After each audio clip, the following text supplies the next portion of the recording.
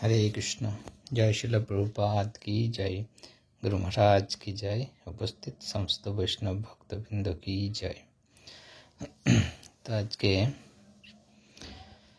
আমরা শ্রীপদ মাধবেন্দ্র পুরীর মহিমা শ্রবণ করব।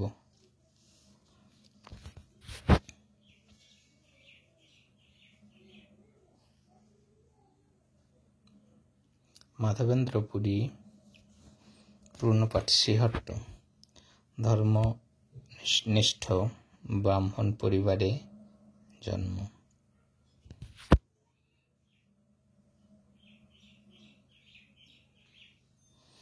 ব্যাকরণ, কাব্য, ধর্মশাস্ত্রে পারদর্শী মাধবেন্দ্র পুরী চতুষ্পটি স্থাপন করে অধ্যাপনা শুরু করেন। তার অধ্যাপনায় খ্যাতি পূর্বাঙ্গের সর্বত্র ছড়িয়ে পড়ে।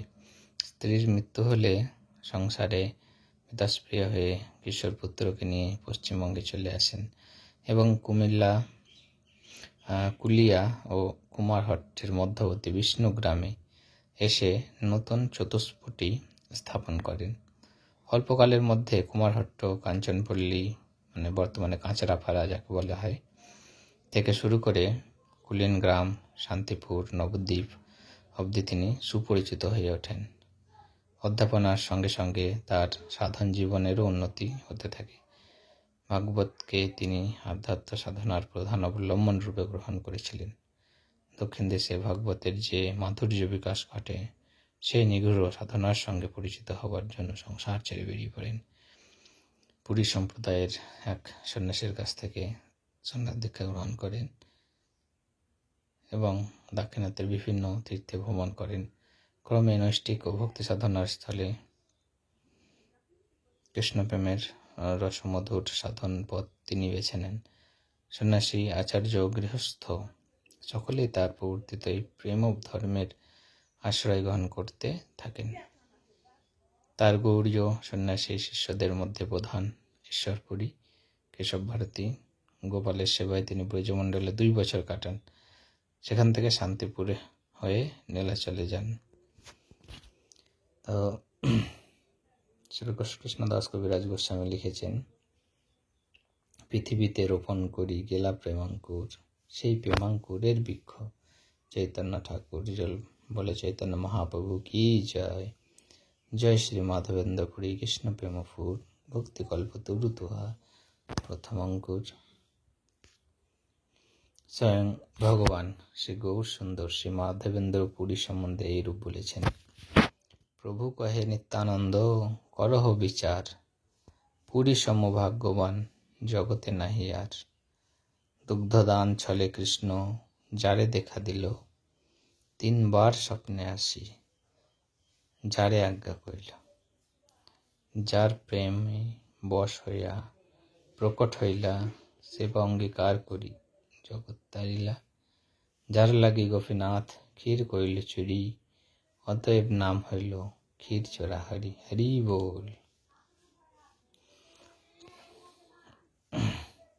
তো পূর্বে যখন মাধবেন্দ্র পুরী বৃন্দাবন ধামে এলেন, তিনি শ্রীকৃষ্ণের প্রেমে সততা বিভোর থাকতেন। দিন রাত সম্বন্ধে তার কোনো জ্ঞান থাকত না। কখন ক্রন্দন করছেন, কখন নর্তন করছেন, কখনো প্রেমে ভূমিতে গড়াগড়ি দিচ্ছেন। গোবর্ধন পরিক্রমা করে গোবিন্দকুণ্ডে এলেন এবং স্নান করে একটি গাছের তলায় বসলেন। শ্রী মাধবেন্দ্র পুরী গোস্বামী কখনো চেয়ে খেতেন না। শ্রীকৃষ্ণ গোপ বালকের বেশ ধরে 1 ভাণ্ড দুধ মাথায় করে পুরীর কাছে এসে বললেন, বাবা তুমি এই দুধ পান করো, তুমি চেয়ে খাও না কেন? দিনরাত কার ধ্যান করো? গোপ বালকের সেই মধুর কথা শুনে এবং অপূর্ব রূপ দেখে পুরী বড়ই খুশি হলেন। মাধবেন্দ্র পুরীর ক্ষুধা তৃষ্ণা চলে গেল। মাধবেন্দ্র পুরী বললেন, তুমি কে? কোথায় থাকো? তুমি কি করে জানলে যে আমি উপবাসী। গোপবালক রূপী কৃষ্ণ আত্মগোপন করে বললেন, আমি শিশু, আমি গোপ শিশু, এই গ্রামেই থাকি। আমার গ্রামেতে কেউ উপবাসী থাকে না। কেউ অন্য চেয়ে খায়, কেউ দুধ বা কেউ ফল চেয়ে খায়। অযাচক লোককে আমি আহার দিয়ে থাকি। স্ত্রী লোকেরা এই কুণ্ডে জল নিতে এসে তোমাকে দেখে গেছেন। তারা আমার হাতে দুধ দিয়ে পাঠিয়েছেন। আমি শীঘ্রই গোদহন করতে যাব। তুমি এই দুধ পান করে ভাণ্ডটা রেখে দিও, আমি পরে এসে নিয়ে যাব। এই কথা বলে গোপবালক চলে গেল। পুরী গোস্বামী দুধ পান করে ভাণ্ডটি ধুয়ে বালকটির পথ দেখতে লাগলেন। ক্রমে রাত গভীর হতে লাগলো, কিন্তু বালক আর এলো না। মাধবেন্দ্র পুরী বসে নাম জপ করতে লাগলেন। শেষ রাতে একটু তন্দ্রা এলো। তখন স্বপ্নে দেখতে লাগলেন সেই গোপ শিশু এসে পুরীর হাত ধরে তাকে এক কুঞ্জ সান্নিধানে নিয়ে গেলেন এবং কুঞ্জ দেখেই বলতে লাগলেন, আমি এই কুঞ্জে থাকি।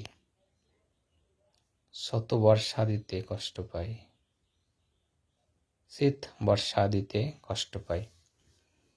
তুমি গ্রামের লোক নিয়ে কুঞ্জ কেটে আমায় বের করো। পর্বতের উপর এক মন্দির করে আমায় তথা স্থাপন করো এবং বহু শীতল জল দিয়ে আমার অঙ্গ মার্জনা করো। বহুদিন তোমার পথ করি নিরীক্ষণ, কবে আসি মাধবেন্দ্র আমা করিবে সেবন। তোমার প্রেমবশে করি সেবা অঙ্গীকার, দর্শন দিয়া নিস্তারিব সকল সংসার। মাধবেন্দ্র, বহুদিন ধরে তোমার পথ চেয়ে আছি। তুমি কবে আসবে, কবে আমার সেবা করবে? তোমার প্রেমে বশীভূত হয়ে তোমার সেবা অঙ্গীকার করছি।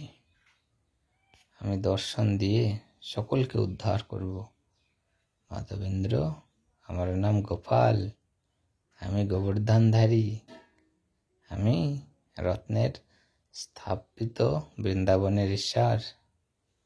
আমার সেবকগণ ম্লেচ্ছর ভয়ে আমায় কুঞ্জে লুকিয়ে রেখে পালিয়ে গিয়েছিল। সেই দিন থেকে আমি কুঞ্জের মধ্যে আছি। তুমি কুঞ্জ থেকে বের করে আমার সেবা করো। গোপাল এই কথা বলে অন্তর্হিত হলেন। মাধবেন্দ্র পুরীর ঘুম ভেঙে গেল। জেগে ভাবতে লাগলেন, আমি কৃষ্ণ দর্শন পেয়েছিলাম, কিন্তু ভাগ্যদোষে তাকে চিনতে পারলাম না। এই কথা বলে প্রেমাবেশে ভূমিতলে মূর্ছিত হয়ে পড়লেন। কিছুক্ষণ পর চৈতন্য লাভ হলো। মন স্থির করলেন এবং গোপালের আজ্ঞা পালন করবার জন্য তৎপর হলেন। মাধবেন্দ্র পুরী প্রাতঃকালে গ্রামে গেলেন এবং ভব্য লোকেদের ডেকে বললেন, তোমাদের গ্রামের ঈশ্বর গোবর্ধনধারী শ্রীকৃষ্ণ এক কুঞ্জের মধ্যে আছেন। কুঞ্জ কেটে তাকে বের করতে হবে। গ্রামবাসীগণ পুরীর কথা শুনে সকলে সুখী হলেন এবং কোদাল কুঠার নিয়ে কুঞ্জের দিকে চললেন। বৃক্ষলতা আচ্ছাদিত নিবিড় কুঞ্জ। কুঠারের দ্বারা কুঞ্জের বৃক্ষমলটা দিকেতে তার মধ্যে প্রবেশ করে দেখলেন ঠাকুর মৃত্তিকা দ্বারা আচ্ছাদিত হয়ে আছেন। মূর্তিটি অতি সুন্দর এবং প্রকাণ্ড। সকলে আশ্চর্য ও আনন্দিত হয়ে ঠাকুরের শ্রীঅঙ্গের ধুলাকাদা ঝেড়ে তাকে বাইরে আনলেন। শ্রী পুরী গোস্বামী শ্রীমূর্তি দেখে আনন্দাশ্রিক্ত নয়নে সাষ্টাঙ্গে দণ্ডবত হয়ে পড়লেন। চতুর্দিকে লোক আনন্দে হরি হরি বলতে লাগলেন। ভারী বিগ্রহ, বহু বলিষ্ঠ লোক সেই বিগ্রহকে শ্রী গোবর্ধনের উপর উঠালো এবং একটি মঠ তৈরি করে সেখানে স্থাপন করল। শ্রী গোপাল দেবের অভিষেক আরম্ভ হলো। গ্রামের ব্রাহ্মণগণ এসে অভিষেকের কার্য করতে লাগলেন। গোবিন্দকুণ্ড থেকে সহস্র ঘট জল আনয়ন করা হলো। পুষ্প, তুলসী প্রভৃতি সংগ্রহ করতে কিছু ব্রাহ্মণ লেগে গেলেন। শ্রী গোপাল দেবের প্রকট সংবাদ শ্রবণ করে গ্রামের গোপগণ আনন্দে ভরে ভরে দই, দুধ, কলা, চাল, আটা, ঘি বিবিধ তরি তরকারি আনতে লাগলো। শ্রী গোপাল দেবের ইচ্ছায় কে কোথা থেকে কি আনতে লাগলো তা অবর্ণনীয়। বাদ্যকার এসে বাজনা বাজাতে লাগলো, গায়কগণ মধুর সংকীর্তন করতে লাগলো।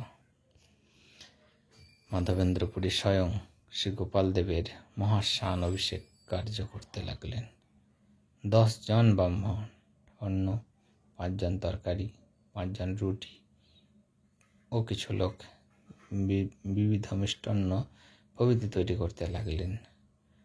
নববস্তু পেতে তদুপরি পলাশ পাতা বিছিয়ে অন্নের ও রুটির রাশি করা হলো।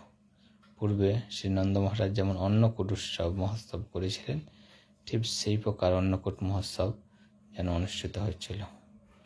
রন্ধন সমাপ্ত হলে শ্রী মাধবেন্দ্রপুরী গোপাল দেবকে নিবেদন করতে বসলেন। বহুদিনের ক্ষুধায় গোপাল খাইল সকল। গোপাল বহুদিন ক্ষুধার্ত, সবকিছু ভোজন করলেন। শ্রী মাধবেন্দ্রপুরী সব দেখতে পেলেন। তার কি আনন্দ, সুখ স্মৃতির নাই। প্রেমানন্দে তিনি ভরপুর। শ্রী গোপাল দেব ভোজনান্তে বিস্তার সুগন্ধি জল পান করলেন। মাধবেন্দ্রপুরী স্বচক্ষে সব লীলা দেখতে পাচ্ছিলেন। শ্রী গোপাল সব কিছু ভোজন করলেন ও তার দিব্য শ্রীহস্তে স্পর্শে সবকিছু পূর্ণভাবে রইল। মাধবেন্দ্রপুরী গোপালকে আচমন করায় তাম্বুল দিল এবং পরে শয়ন করালেন। অন্তঃপর শ্রী মাধবেন্দ্রপুরী প্রসাদ পাওয়ার জন্য সকলকে আদেশ করলেন। আগে ব্রাহ্মণীদের ভোজন করানো হলো। পরের দিন দুঃখী সকলের ভোজন হলো। শ্রী মাধবেন্দ্রপুরী গোস্বামী প্রভাব দেখে সকলে আশ্চর্য হলো। শ্রী মাধবেন্দ্রপুরী গোস্বামী সারা দিন পরিশ্রম করার পর রাত্রে কিছু দুধ পান করলেন। শ্রীকৃষ্ণ প্রেমানন্দে আর শ্রী মাধবেন্দ্রপুরীর ক্ষুধা তৃষ্ণা নাই। পরের দিন প্রাতকালে অন্যান্য গ্রামের লোকজন আগের দিনের ন্যায় সেবা আরম্ভ নিয়ে এলো। সেদিনও সেরূপ অন্নকূট হইল। ব্রজবাসী লোকের কৃষ্ণে সহজ প্রীতি, গোপালের সহজ প্রীতি, ব্রজবাসী প্রীতি।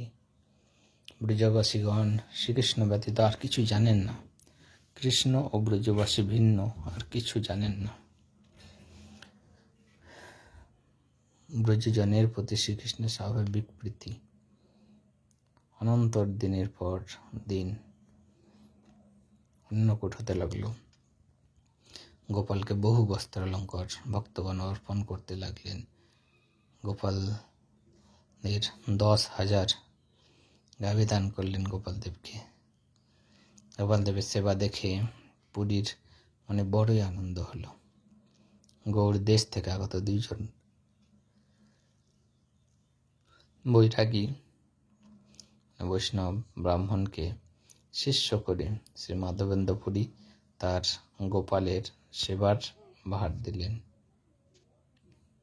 ভক্তবৎসল ভগবান ভক্তের সঙ্গে লীলা করেন। একদিন শ্রী গোপাল দেব মাধবেন্দ্রপুরীকে স্বপ্নে বললেন,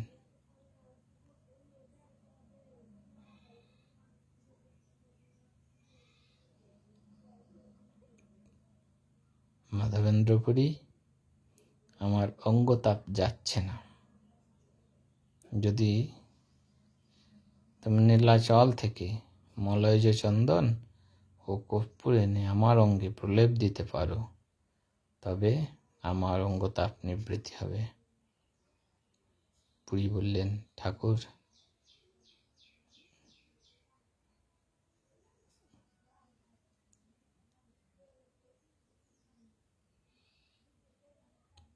মাধবেন্দ্রপুরী বললেন, ঠাকুর, আমি বৃদ্ধ, তোমার এই সেবা করতে কি পারব? গোপাল বললেন, পুরী, তুমি করতে পারবে, তোমাকেই করতে হবে, অন্যের দ্বারা হবে না। পুরীর স্বপ্নভঙ্গ হল। স্বপ্ন কথা স্মরণ করে প্রেমে বিহ্বল হতে লাগলেন।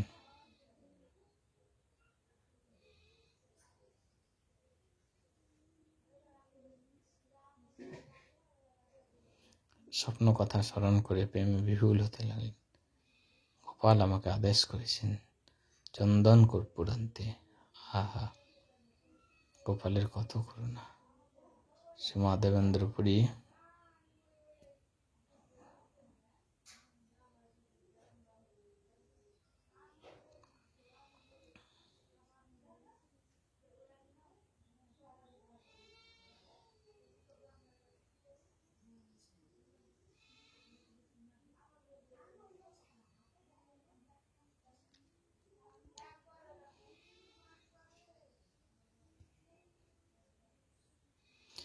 গোপালের কত করুণা!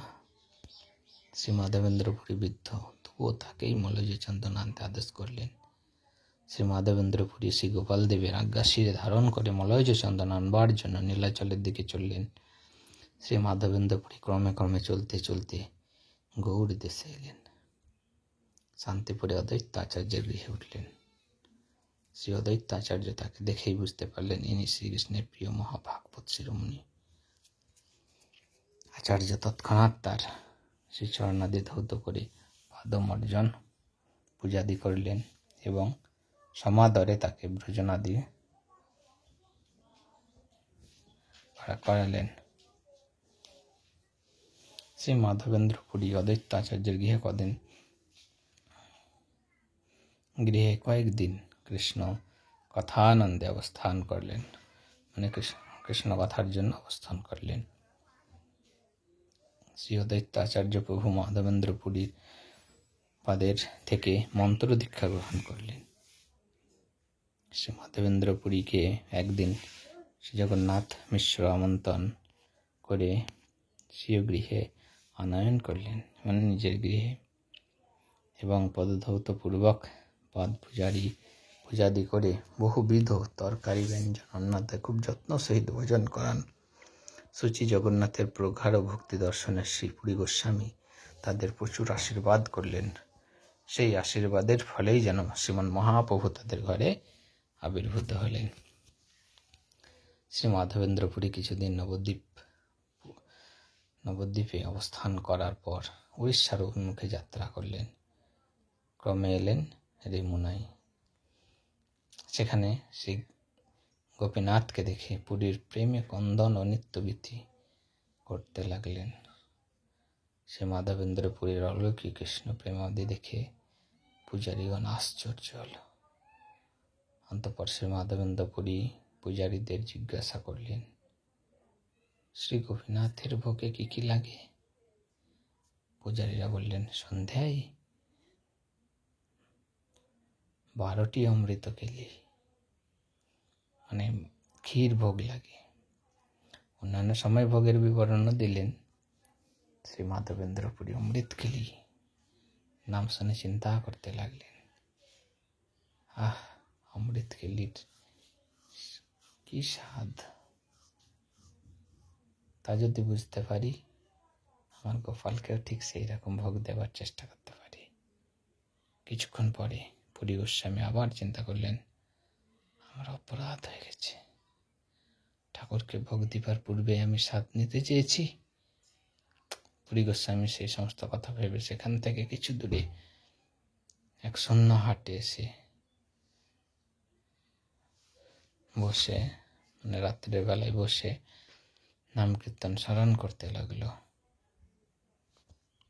এদিকে পূজারী ঠাকুরকে শয়ন দিয়ে নিজে অন্যান্য কীর্তাদি সেরে শয়ন করলেন। একটু নিদ্রিত হতেই পূজারীকে গোপীনাথ স্বপ্নে বলছেন, পূজারী, ওঠো, আমি আমার বস্ত্রাঞ্চলের আড়ালে একটি ক্ষীর ভাণ্ড লুকিয়ে রেখেছি। মাধবেন্দ্রপুরীর নামে এক সন্ন্যাসী শূন্য হাটে বসে নাম করছে, তাকে এই ভাণ্ডারটি দিয়ে এসো। পূজারী অদ্ভুত স্বপ্ন দেখে তৎক্ষণাৎ সূর্য থেকে উঠলেন এবং স্নান করে মন্দিরে প্রবেশ করলেন। দেখলেন শ্রী গোপীনাথজির অঞ্চলের নিচে একটি ক্ষীরভাণ্ড রয়েছে। তিনি তৎক্ষণাৎ সেই ক্ষীরভাণ্ড নিয়ে হাটে এলেন এবং কোথায় মাধবেন্দ্রপুরী, কোথায় মাধবেন্দ্রপুরী বলে খোঁজ করতে লাগলেন। দেখলেন এক সন্ন্যাসী ঐশ্বর্যসুক্ত নয়নে ভগবানের নাম করছে। পূজারী দেখেই বুঝতে পারলেন এ সেই মাধবেন্দ্রপুরী। তথাপি বললেন, আপনি কি মাধবেন্দ্রপুরী? গোপীনাথ আপনার জন্য ক্ষীর পাঠিয়েছেন। এই ক্ষীর নিয়ে সুখে ভোজন করুন। পুরী গোস্বামী পূজারী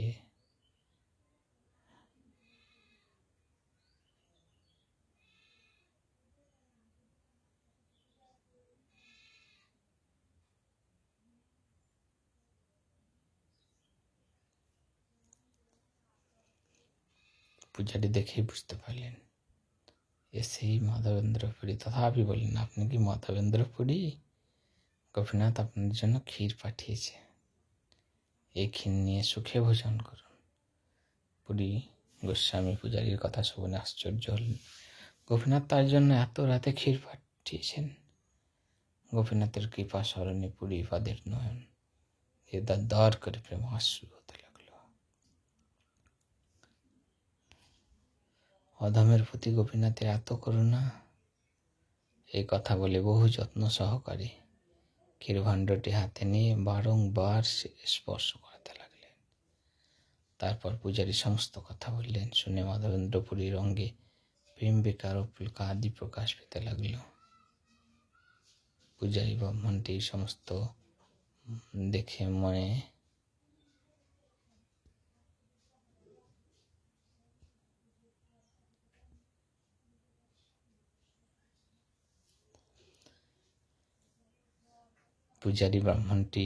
এ সমস্ত দেখে মনে মনে বলতে লাগলেন, এমন ভক্ত শিরোমণি পুরুষ তা কখনো দেখিনি। কৃষ্ণ এর বশীভূত। পূজারী ব্রাহ্মণটি মাধবেন্দ্রপুরীকে পুনরায় নমস্কার করে গৃহে ফিরলেন। অন্তঃপর শ্রী মাধবেন্দ্রপুরী গোপীনাথের দেওয়া ক্ষীর প্রেমাশ্রুপূর্ণ নয়নে সানন্দে ভোজন করতে লাগলেন এবং ভাণ্ডটি খণ্ড খণ্ড করে ভেঙে চাদরে বেঁধে নিলেন। প্রতিদিন এক টুকরো করে গ্রহণ করবে এই আশায়।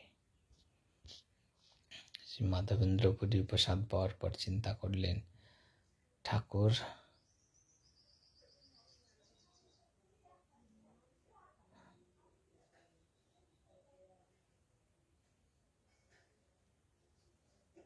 সেখান থেকে গোপীনাথকে দণ্ডবোধ করে পুরীর দিকে রওনা হলেন। যদ্যপি শ্রী মাধবেন্দ্রপুরী প্রতিষ্ঠার ভয়ে পালিয়ে গেলেন, প্রতিষ্ঠা কিন্তু তার পেছনে ছুটতে লাগলো। প্রতিষ্ঠার স্বভাব এই জগতে বিদিত, যে না বাঞ্ছে তার হয় বিধাতা নির্মিত। প্রতিষ্ঠার ভয়ে পুরী রহি পলায়ের, কৃষ্ণ প্রেমে প্রতিষ্ঠা চলে সঙ্গে গড়া।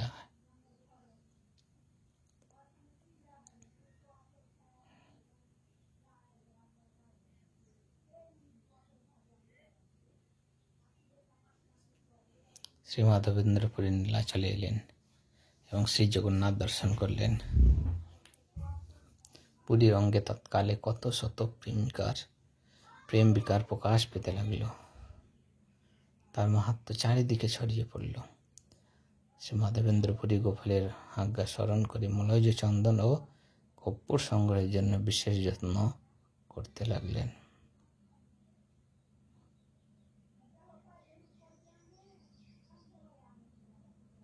বিশিষ্ট লোক পরম্পরা রাজ একথা শ্রবণ করে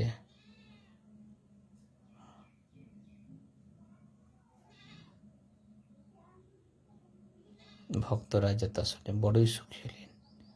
তিনি আমৃত্য বর্গের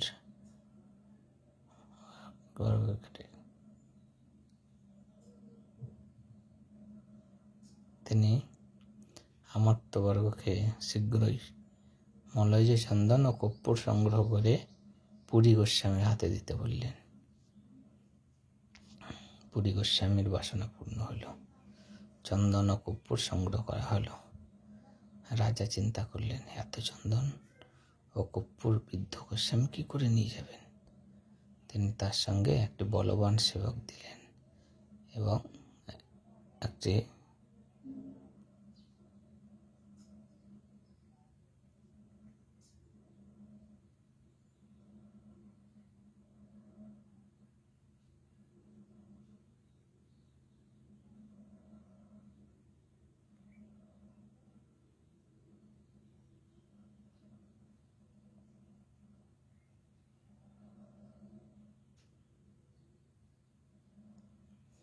পূজারী পুনরায় থেকে খুব আনন্দিত সহকারে কল্পনা আনি করতে লাগলেন এবং বলতে লাগলেন, এর জন্য কি গোপীনাথ ক্ষীর চুরি করেছিলেন?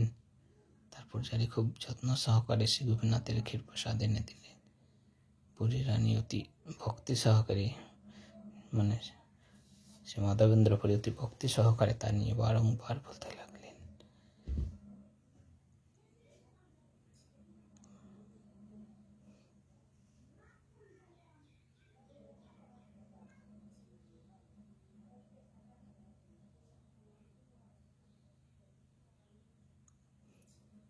মাধবেন্দ্রপুরী অতি ভক্তি সহকারে তা নিয়ে বারংবার বলতে লাগলেন। বর্ণনা করতে করতে ভোজন করলেন এবং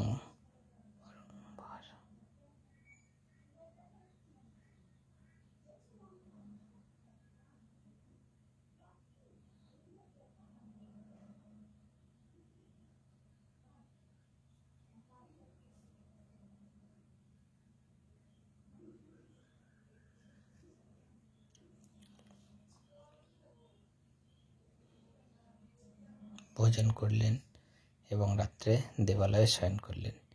একটু তন্দ্রা হতেই দেখতে লাগলেন, গোপাল আসিয়া কহে, শোনো হে মাধবেন্দ্র, কর্পূর চন্দন আমি পাইলাম সব, কর্পূর সহিত ঘষি সব চন্দন, গোপীনাথের অঙ্গে নিত্য কর লেপন। গোপীনাথ আমার সে একই অঙ্গ হয়, ইহাকে চন্দন দিলে হবে মোর তাপ ক্ষয়, দ্বিধা না ভাবিহ না করিহ কিছু মনে, বিশ্বাস করি চন্দন দেহ আমার বচনে। শ্রীগোপাল বলছেন, মাধবেন্দ্র শোনো, কর্পূর চন্দন আমি সব পেয়েছি। এই সমস্ত কর্পূর চন্দন ঘষে তুমি গোপালের অঙ্গে লাগাও, তাতেই আমার অঙ্গ তাপ নিবদ্ধ হবে।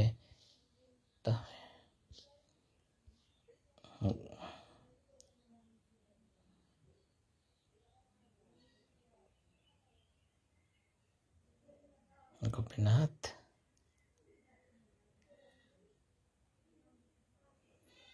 মাধবেন্দ্রপুরী জেগে উঠলেন। স্বপ্নের কথা চিন্তা করে তিনি আনন্দে বিভোর হলেন। তারপর পূজারীগণকে ডেকে শ্রীগোপাল দেবের আজ্ঞা জানিয়ে শ্রীগোপালের শ্রীঅঙ্গে চন্দন কর্পূর লেপন করতে বললেন। গ্রীষ্মকালে গোপীনাথ অঙ্গে চন্দন ধারণ করবেন শুনে পূজারীগণ আনন্দে বিহুল হইলেন। সমস্ত ব্যবস্থা হলো। 4 জন লোক চন্দন ঘষতে বললেন, সকলে প্রতিদিন তাই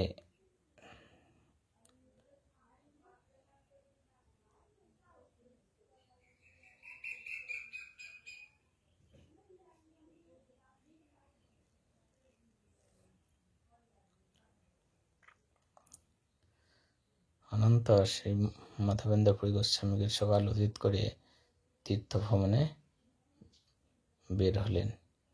জয় জয় শ্রী মাধবেন্দ্রপুরী গোপীনাথ যাহার লাগে ক্ষীর কইলি চুরি। শ্রীমৎ কৃষ্ণদাস কবিরাজ গোস্বামী শ্রী মাধবেন্দ্রপুরীকে কৃষ্ণ প্রেমে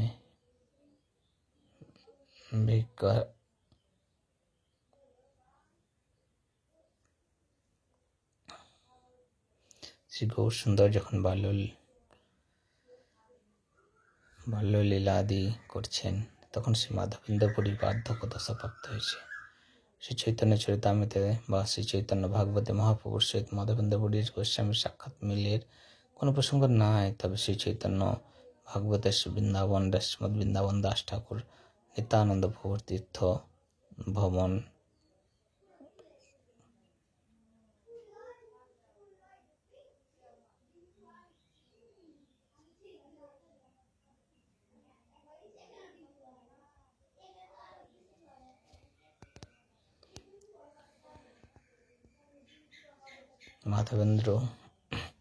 মাধবেন্দ্র পুরীরে দেখিলেন নিত্যানন্দ, ততক্ষণে প্রেমে মূর্ছা হইল নিস্পন্দ।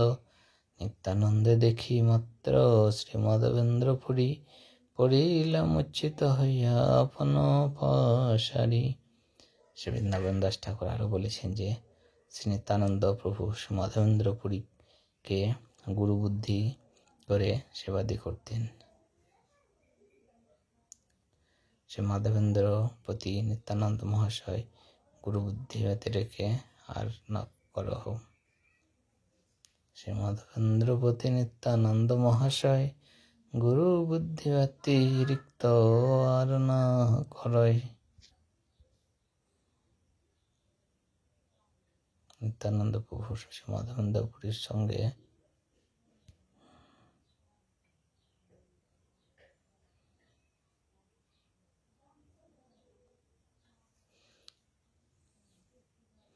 জানিল কৃষ্ণের কৃপা আছে মোর প্রতি, নিত্যানন্দ হেন বন্ধু পাইনু সংহতি। যে যে স্থানে যদি নিত্যানন্দ সঙ্গ হয়, সেই স্থান সর্বতীর্থ বৈকুণ্ঠাদিময়।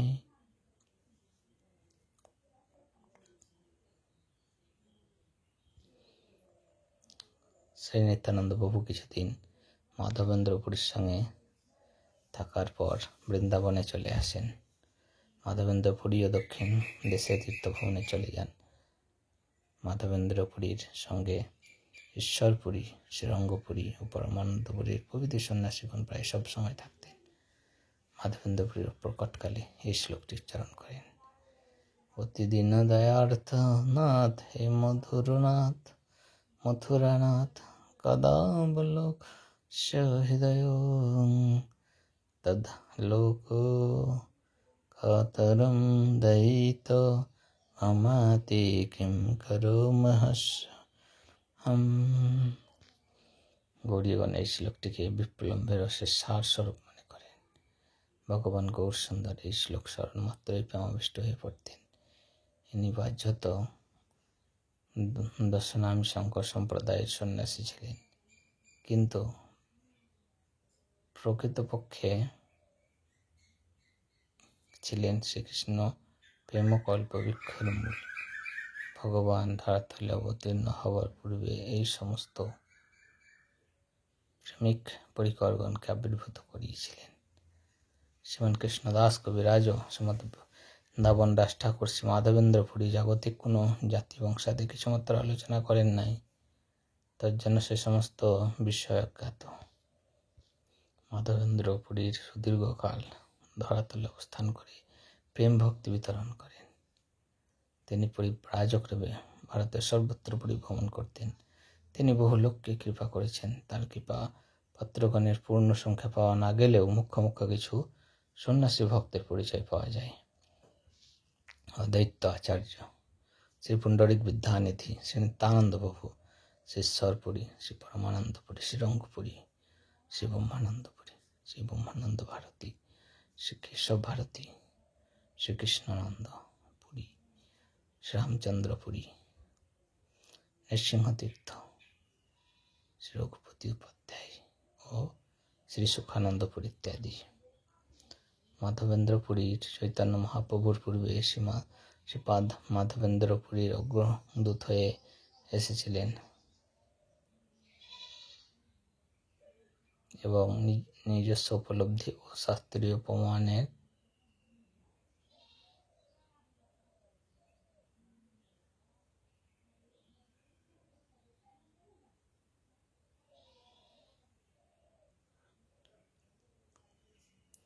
এবং নিজস্ব উপলব্ধি ও শাস্ত্রীয় প্রমাণের ভিত্তিতে তিনি রাধা কৃষ্ণের সেবা শুরু করেন এবং তিনি রাধা কৃষ্ণের আরাধনায় সম্পূর্ণ নিমগ্ন ছিলেন। তার অনেক শিষ্য ছিলেন, যাদের মধ্যে ঈশ্বরপুরী ছিল অগ্রগণ্য। সঙ্গের ভিত্তিতে, উচ্চ শিক্ষার ভিত্তিতে ঈশ্বরপুরী অগ্রগণ্য শিষ্য ছিলেন না।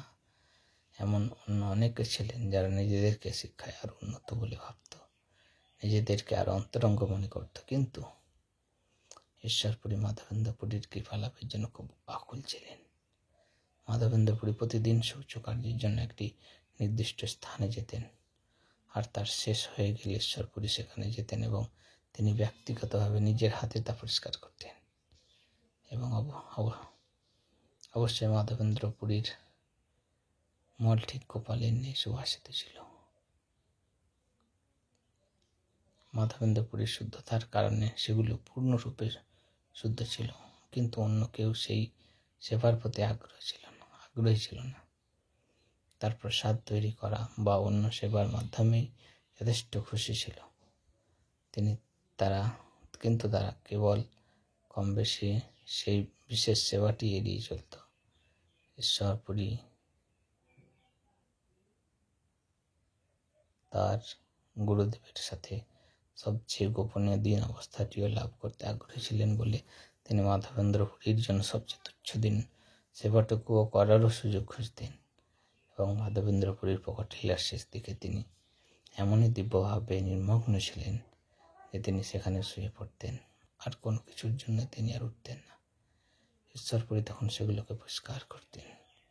এইভাবে তার দৈনন্দিন আত্মসমর্পণ ও সেবার মাধ্যমে তিনি প্রকৃতপক্ষে পূর্ণ কৃপা লাভ করেন এবং এ কারণে তিনি শ্রী চৈতন্য মহাপ্রভুর গুরুদেব হওয়ার সৌভাগ্য লাভ করেছিলেন। অন্তঃপুর শ্রীমদ্ বৃন্দাবন দাস ঠাকুর চৈতন্য ভাগবতী শ্রী মাধবেন্দ্র পুরীর অপূর্ব মহিমা কীর্তন করেছেন। মাধবেন্দ্র পুরী প্রেমময় কলেবর, প্রেমময় যত সব সঙ্গে অনুচর, কৃষ্ণ রস বিনু আর নাহিক আহার, মাধবেন্দ্র পুরীর দেহে কৃষ্ণের বিহার। গোবিন্দ দ্বাদশী তিথি হল শ্রীপাদ মাধবেন্দ্র পুরীর সুপতির ভাব তিথি। এই তিথিতে শ্রী অদ্বৈতাচার্য প্রভু শান্তিপুরে তার শ্রী গুরুদেবের তিরোভাব তিথি উপলক্ষে ভক্তদের নিয়ে মহোৎসবের আয়োজন করেন। ভগবান শ্রী চৈতন্য মহাপ্রভু বলেছেন, যিনি গোবিন্দ দ্বাদশী তিথিতে শান্তিপুরে মহাপ্রসাদ গ্রহণ করেন তিনি নিশ্চিতভাবে গোবিন্দ প্রেম লাভ করেন। হরি বল। মহাভাগবত শিল মাধবেন্দ্র পুরী পাদের জয় হোক। জয় শিল প্রভুপাদ কি জয়, গুরু মহারাজ কি জয়, উপস্থিত সমস্ত বৈষ্ণব ভক্তবৃন্দ কি জয়। আমরা শ্রবণ করলাম শ্রীপাদ মাধবেন্দ্র পুরীর মহিমা। সকলে ভালো থাকবেন, সুস্থ থাকবেন। পরবর্তীতে আরও একটি টপিক নিয়ে আমরা অধ্যয়ন করব।